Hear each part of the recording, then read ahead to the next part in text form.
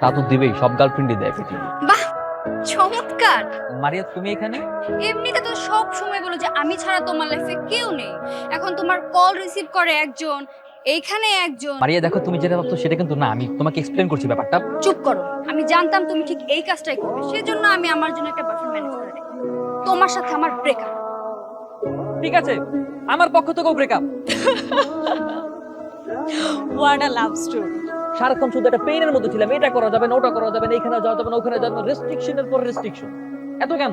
সে নিজের friend circle নিয়ে রাতের পর রাত হ্যাং আউট করবে, সব রেস্ট্রিকশন আমার ক্ষেত্রে। আমি আমার ফ্রেন্ড সার্কেলের সাথে কোনো হ্যাং আউট করতে পারি না। হ্যাঁ, গেছে ভালো হয়েছে। সত্যি ভালো হয়েছে।